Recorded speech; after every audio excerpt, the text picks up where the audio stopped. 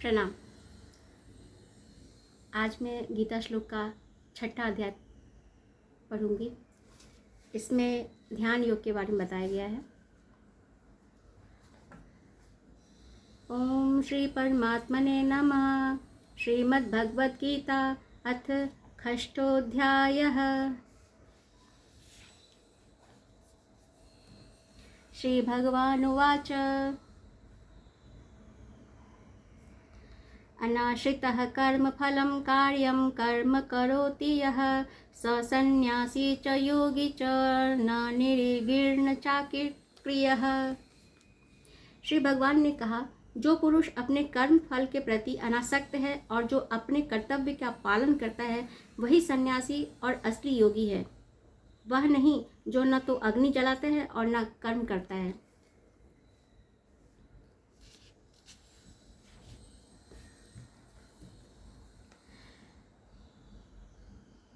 यम संन्यासमिति प्राहुर्योगं तं विद्धि पांडव न ह्यसन्न्यस्तसंकल्पो योगी भवति कश्चन। हे पांडुपुत्र, जिसे संन्यास कहते हैं उसे ही तुम योग अर्थात पर ब्रह्म से युक्त होना जानो, क्योंकि इंद्रिय तृप्ति के लिए इच्छा को त्यागे बिना कोई कभी योगी नहीं हो सकता।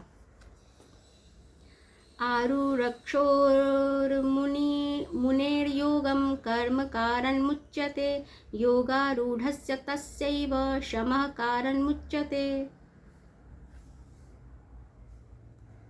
अष्टांग योग के नव साधक के लिए कर्म साधन कहलाता है और योग सिद्ध पुरुष के लिए समस्त भौतिक कार्यकलापों का परित्याग ही साधन कहा जाता है।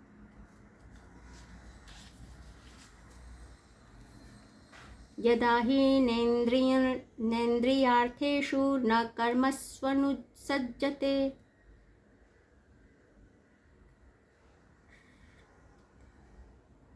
यदा हि नेन्द्रियार्थेषु न कर्मस्वनुसज्जते सर्वसंकल्पसन्न्यासी योगारूढ़स्तदोच्यते।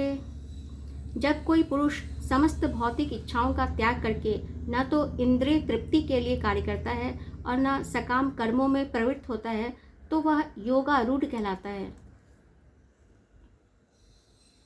उद्धरेदात्मनात्मानं नात्मानं वसादयेत्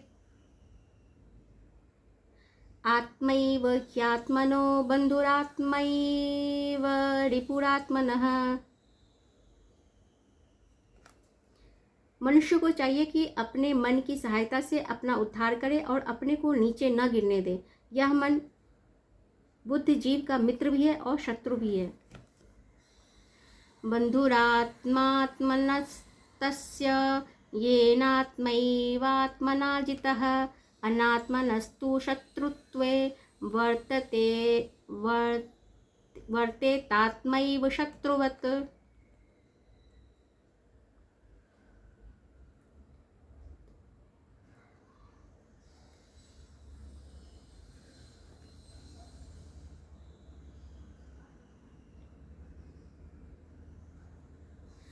जिसने मन को जीत लिया है, जिसके लिए मन सर्वश्रेष्ठ मित्र है, किंतु जो ऐसा नहीं कर पाया उसके लिए मन सबसे बड़ा शत्रु बना रहेगा। जितात्मनः प्रशान्तस्य परमात्मा समाहितः शीतोष्ण सुख दुखेषु तथा मानापमानयोः। जिसने मन को जीत लिया है उसने पहले ही परमात्मा को प्राप्त कर लिया है, क्योंकि उसने शांति प्राप्त कर ली है। ऐसे पुरुष के लिए सुख दुख, सर्दी गर्मी एवं मान अपमान एक से हैं। ज्ञान विज्ञान तृप्तात्मा कूटस्थो विजितेन्द्रियः युक्त इत्युच्यते योगी समलोष्टाश्म कांचनः। वह व्यक्ति आत्म साक्षात्कार को प्राप्त तथा योगी कहलाता है, जो अपने अर्जित ज्ञान तथा अनुभूति से पूर्णतया संतुष्ट रहता है। ऐसा व्यक्ति अध्यात्म को प्राप्त तथा जितेंद्रिय कहलाता है। वह सभी वस्तुओं को, चाहे वे कंकड़ हो, पत्थर हो या कि सोना, एक समान देखता है।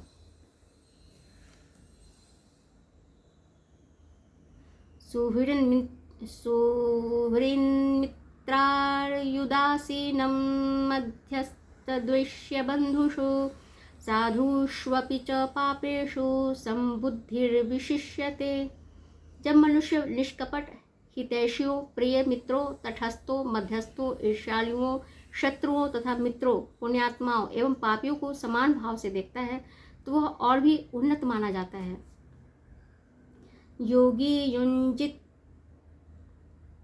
योगी युञ्जीत सततमात्मानं रहसि स्थितः एकाकी यच्चितात्मा निराशीर परिग्रह। योगी को चाहिए कि वह सदैव अपने शरीर, मन तथा आत्मा को परमेश्वर में लगाए, एकांत स्थान में रहे और बड़ी सावधानी के साथ अपने मन को वश में करे। उसे समस्त आकांक्षाओं तथा संग्रह भाव की इच्छाओं से मुक्त होना चाहिए।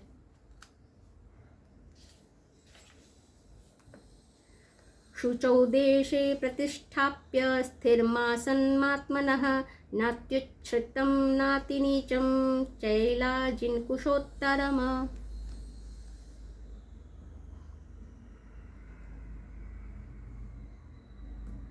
तत्रैकाग्रं मनः कृत्वा यच्चित्तेन्द्रियक्रियः उपविश्यासने युञ्ज्याद्योगमात्मविशुद्धये।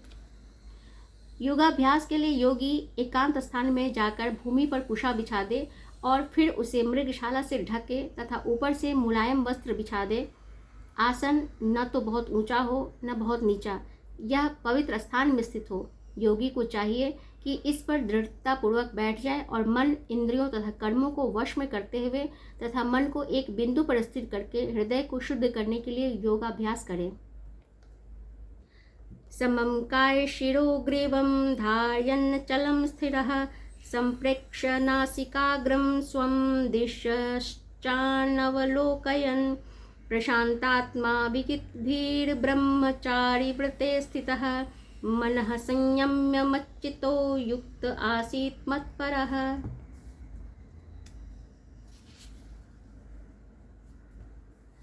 योगाभ्यास करने वाले को चाहिए कि वह अपने शरीर, गर्दन तथा सिर को सीधा रखे और नाक के अगले सिरे पर दृष्टि लगाए। इस प्रकार वह अविचलित तथा दमित मन से, भय रहित विषयी जीवन से पूर्णतः मुक्त होकर अपने हृदय में मेरा चिंतन करे और मुझे ही अपना चरम लक्ष्य बनाए। युञ्जन्नेवं सदात्मानं योगी नियतमानसः शांतिं निर्वाण परमां मत्संस्थामधिगच्छति। इस प्रकार शरीर, मन तथा कर्म में निरंतर संयम का अभ्यास करते हुए संयमित मन वाले योगी को इस भौतिक अस्तित्व की समाप्ति पर भगवत धाम की प्राप्ति होती है।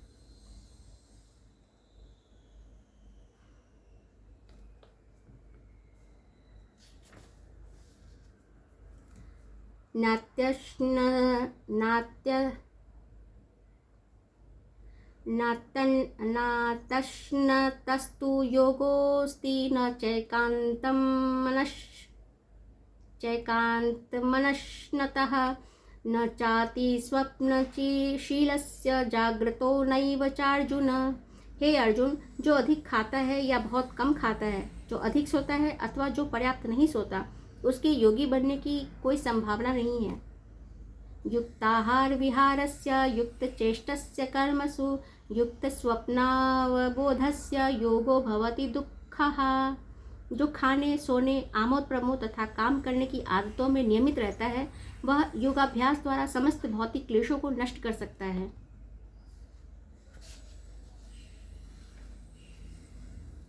यदा विनियतं चित्तमात्मन्यैवावतिष्ठते निस्पृहः सर्वकामेभ्यो युक्त इत्युच्यते तदा। जब योगी योगाभ्यास द्वारा अपने मानसिक कार्यकलापों को वश में कर लेता है और अध्यात्म में स्थित हो जाता है, अर्थात समस्त भौतिक इच्छाओं से रहित हो जाता है, तब वह योग में सुस्थिर कहा जाता है। यथा दीपो निवातस्थो नेङ्क्ते सोपमा स्मृता योगिनो यच्चित्तस्य युञ्जतो योगमात्मनः। जिस प्रकार वायु रहित स्थान में दीपक हिलता डुलता नहीं, उसी तरह जिस योगी का मन वश में होता है वह आत्म तत्व के ध्यान में सदैव स्थिर रहता है। यत्रोपरमते चित्तं निरुद्धं योग सेवया यत्र चैवात्मनात्मानं पश्यन्नात्मनि तुष्यति सुखमात्यन्तिकं यतद्बुद्धिग्राह्यमतीन्द्रियं वेत्ति यत्र न चैवायं स्थितिश्चलति तत्त्वतः यं लब्ध्वा चापरं लाभं मन्यते नाधिकं ततः यस्मिन् स्थितो न दुःखेन गुणापि विचाल्यते तं विद्याद् दुःखसंयोग-वियोगं योगसंज्ञितम्। सिद्धि की अवस्था में जिसे समाधि कहते हैं, मनुष्य का मन योगाभ्यास के द्वारा भौतिक मानसिक क्रियाओं से पूर्णतः संयमित हो जाता है। इस सिद्धि की विशेषता यह है कि मनुष्य शुद्ध मन से अपने को देख सकता है और अपने आप में आनंद उठा सकता है। उस आनंद में स्थिति में वह दिव्य इंद्रियों द्वारा असीम दिव्य सुख में स्थित रहता है। इस प्रकार स्थापित मनुष्य कभी सत्य से विपथ नहीं होता और इस सुख की प्राप्ति हो जाने पर वह इससे बड़ा कोई दूसरा लाभ नहीं मानता। ऐसी स्थिति को पाकर मनुष्य बड़ी से बड़ी कठिनाइयों में भी विचलित नहीं होता। यह निसंदेह भौतिक संसर्ग से उत्पन्न होने वाले समस्त दुखों से वास्तविक मुक्ति है। सनिश्चयेन योक्तव्यो योगो निर्विण्ण चेतसा संकल्प प्रभवान् कामान् त्यक्त्वा सर्वान् शेषतः मनसैवेन्द्रियग्रामं विनियम्य समन्ततः।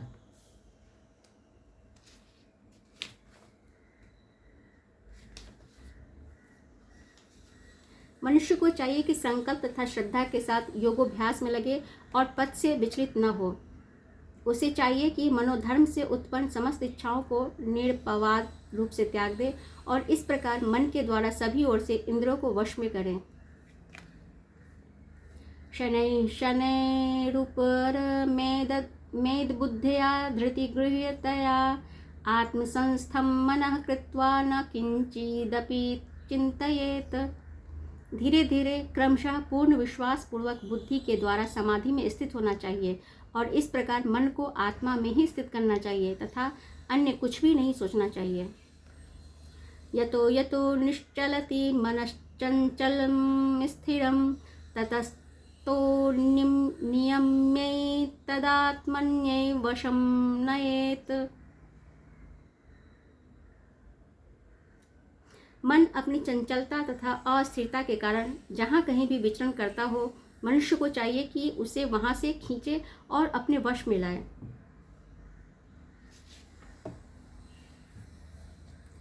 प्रशांत मनसं ह्येनं योगिनं सुखमुत्तमम् उपैति शांतरजसं ब्रह्मभूतं कल्मषम्। जिस योगी का मन मुझ में स्थिर रहता है वह निश्चय ही दिव्य सुख की सर्वोच्च सिद्धि प्राप्त करता है। वह रजोगुण से परे हो जाता है। वह परमात्मा के साथ अपनी गुणात्मक एकता को समझता है और इस प्रकार अपने समस्त विगत कर्मों के फल से निवृत्त हो जाता है। युञ्जनैवं सदात्मानं योगी विगत कल्मषः सुखेन ब्रह्म संस्पर्शमत्यन्तं सुखं श्नुते। इस प्रकार योगाभ्यास में निरंतर लगा रहकर आत्मसंयमी योगी समस्त भौतिक कल्मष से मुक्त हो जाता है और भगवान की दिव्य प्रेमा भक्ति में परम सुख प्राप्त करता है। सर्वभूतस्थमात्मानं सर्वभूतानि चात्मनि ईक्षते योगयुक्तात्मा सर्वत्र समदर्शनः। वास्तविक योगी समस्त जीवों में मुझको तथा मुझ में समस्त जीवों को देखता है। निसंदेह स्वरूप सिद्धि व्यक्ति मुझ परमेश्वर को सर्वत्र देखता है। यो मां पश्यति सर्वत्र सर्वं च मयि पश्यति तस्याहं न प्रणश्यामि स च मे न प्रणश्यति। जो मुझे सर्वत्र देखता है और सब कुछ मुझ में देखता है उसके लिए न तो मैं कभी अदृश्य होता हूँ और न वह मेरे लिए अदृश्य होता है। सर्वभूतस्थितं यो मां भजत्येकत्वमास्थितः सर्वथा वर्तमानोऽपि स योगी मयि वर्तते। जो योगी मुझे तथा परमात्मा को अभिन्न जानते हुए परमात्मा की भक्ति पूर्वक सेवा करता है वह हर प्रकार से मुझ में सदैव स्थित रहता है।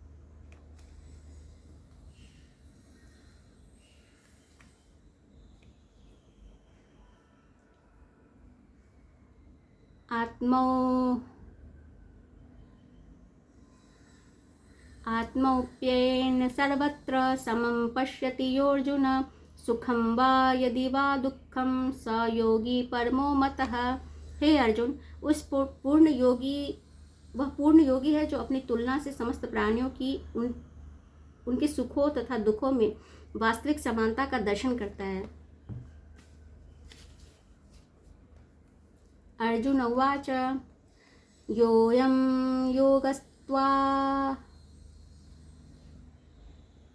योगस्त्वया प्रोक्तः साम्येन मधुसूदन एतस्याहं न पश्यामि चञ्चलत्वा स्थितिं स्थिराम्।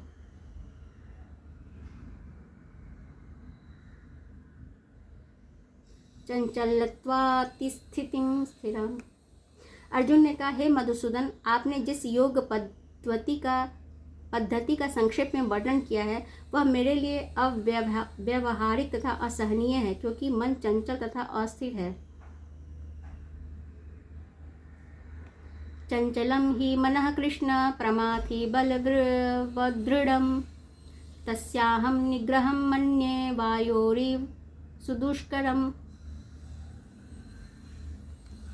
हे कृष्ण, चूंकि मन चंचल, उच्च श्रृंखल, हठीला तथा अत्यंत बलवान है, अतः मुझे इसे वश में करना वायु को वश में करने से भी अधिक कठिन लगता है।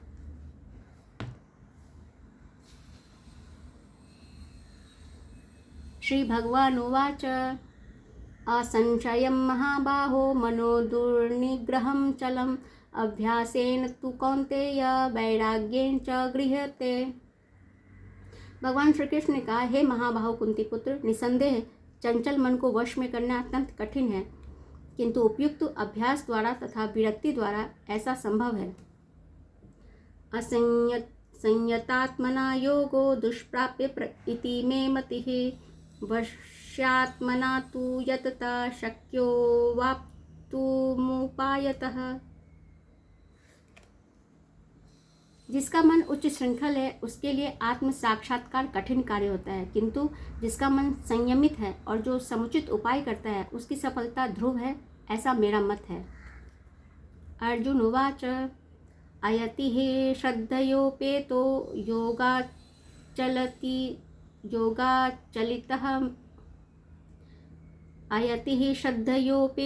योगाचलितमानसः अप्राप्य योग संसिद्धिं काम गतिं कृष्ण गच्छति।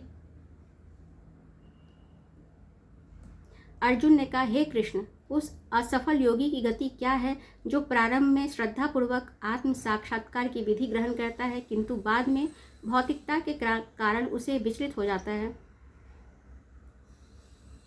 और योग सिद्धि को प्राप्त नहीं कर पाता।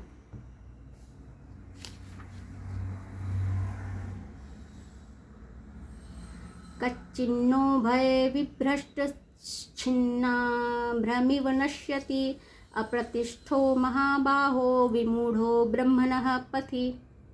हे महाबाहु कृष्ण, क्या ब्रह्म प्राप्ति के मार्ग से भ्रष्ट ऐसा व्यक्ति आध्यात्मिक तथा भौतिक दोनों ही सफलताओं से च्युत नहीं होता और छिन्न भिन्न बादल की भांति विनिष्ट नहीं हो जाता, जिसके फलस्वरूप उसके लिए किसी लोक में कोई स्थान नहीं रहता।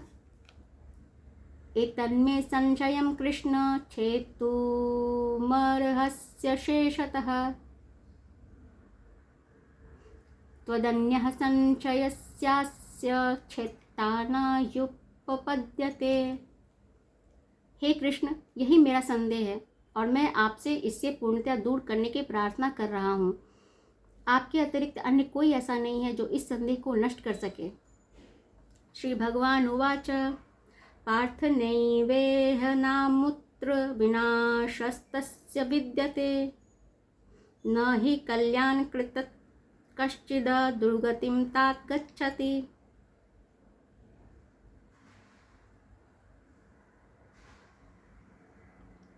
कल्याणकृत कश्चिद भगवान ने कहा, हे प्रथापुत्र, कल्याण कार्यों में निरत योगी का न तो इस लोक में और न परलोक में ही विनाश होता है। हे मित्र, भलाई करने वाला कभी बुराई से पराजित नहीं होता।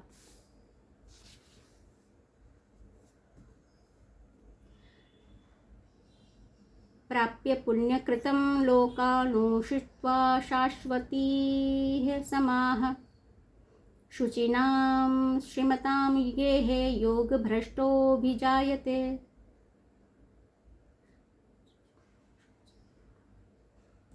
असफल योगी पवित्र आत्माओं के लोकों में अनेकानेक वर्षों तथा भोग करने के बाद या तो सदाचारी पुरुषों के परिवार में या कि धनवानों के कुल में जन्म लेता है, अथवा योगिन्नामेव कुले भवति धीमताम् एतद्धि दुर्लभतरं लोके जन्म यदीदृशम्। अथवा वह ऐसे योगियों के कुल में जन्म लेता है जो अति बुद्धिमान है। निश्चय ही इस संसार में ऐसा जन्म दुर्लभ है।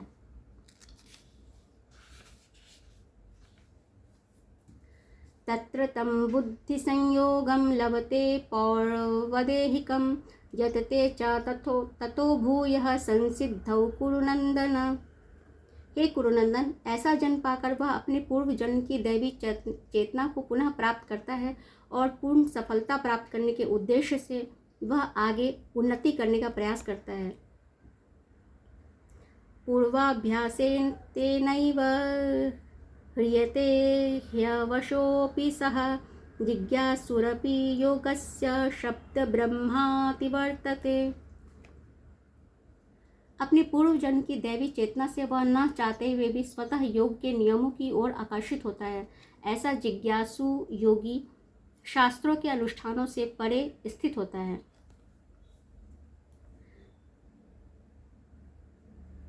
प्रयत्नाद्यतमानस्तु योगी संशुद्धि किल्बिषः अनेक जन्म संसिद्धस्ततो याति पराम गतिम। और जब योगी समस्त कल्मश से शुद्ध होकर सच्ची निष्ठा से आगे प्रगति करने का प्रयास करता है तो अंतोतगत्वा अनेकानेक जन्मों के अभ्यास के पश्चात सिद्धि लाभ करके वह परम गंतव्य को प्राप्त करता है। तपस्विभ्योऽधिको योगी ज्ञानिभ्योऽपि मतोऽधिकः कर्मिभ्यश्चाधिको योगी तस्माद्योगी भवार्जुन। योगी पुरुष तपस्वी से, ज्ञानी से तथा सकाम कर्मी से बढ़कर होता है। अतः हे अर्जुन, तुम सभी प्रकार से योगी बनो। योगी नामपि सर्वेषां मद्गतेनान्तरात्मना श्रद्धावान् भजते यो मां स मे युक्तमो मतः। और समस्त योगियों में से जो योगी अत्यंत श्रद्धापूर्वक मेरे परायण हैं, अपने अंतःकरण में मेरे विषय में सोचता है और मेरी दिव्य प्रेमा भक्ति करता है, वह योग में मुझसे परम अंतरंग रूप में युक्त रहता है और सबों में सर्वोच्च है। यही मेरा मत है।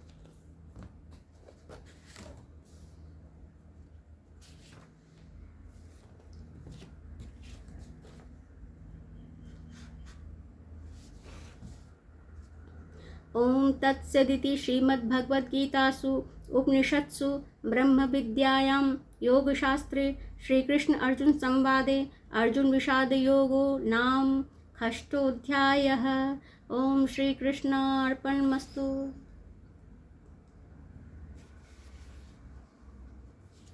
यहाँ गीता का छठा पाठ समाप्त हुआ। अगले वीडियो में मैं 7वां अध्याय पढ़ूंगी जिसमें भगवत ज्ञान के विषय में कहा गया है। प्रणाम।